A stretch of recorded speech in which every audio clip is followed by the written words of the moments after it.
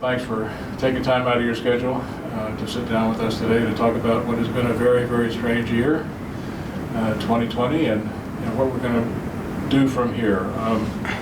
First of all, let's talk a little bit about what we've seen happen within the union, outside of the union, in our country, and in the world since January 1st of 2020. It's been a year now. How would you characterize this past year? In my view, 2020 could go down as maybe the worst year on record for the history of the United States. We just had a record number of people die yesterday as we do this interview. The number of people who died yesterday as a result of this pandemic exceeded the number of people who died on 9/11. Before the pandemic, almost everyone would have pointed to 9/11 as the worst day in the history of the United States other than war years.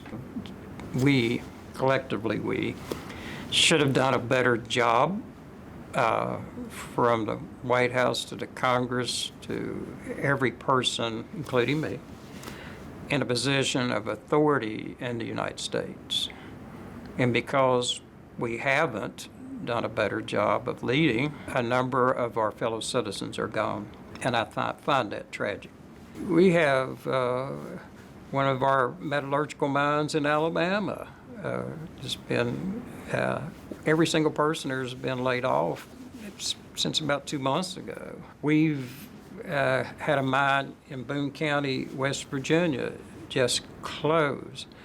Remington in New York, the operation has been there forever. It's a stable part of the economy in that area. Bankruptcy, and this bankruptcy is worse than most.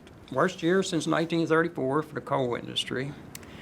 Worst health crisis since 1918, and the worst economic catastrophe or situation, I would say, guess, since the Great Depression. So other than that, this is a year that everybody wants to say goodbye to.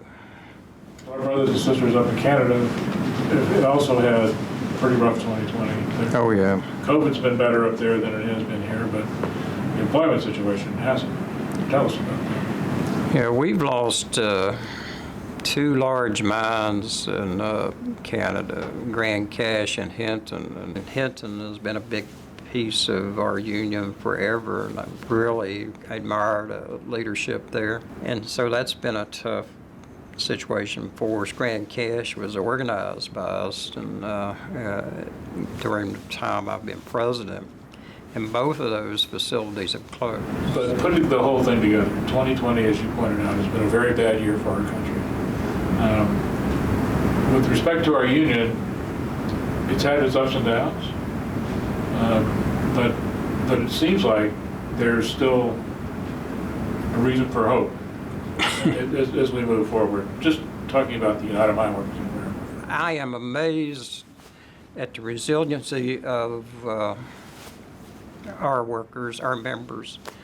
At the coal mines, our prison officers, particularly up in Pennsylvania, the Remington workers, the people have been so strong in trying to work through this without, quite frankly, any help whatsoever from our government. They basically said, well, union companies, work it out. And our local union officers and the companies, quite frankly, have had to figure out how to work through a pandemic. Most of our members who are working have been declared essential to our economy, and so they've been working when other facilities like bars, hotels, and some manufacturing plants and other facilities have closed. Our people have continued to work. I would point specifically at what the people, local union officers, members at Murray Energy had to do. They had to work through a pandemic, like everybody else, which is enough of a challenge. They had to work through a bankruptcy. at the same time. And to their credit, and with bankruptcy lawyers that their money pays for, and all the skilled people here negotiating with the new owner, in bankruptcy, no one's guaranteed to keep their job. In fact, a lot of people lose their jobs in bankruptcy.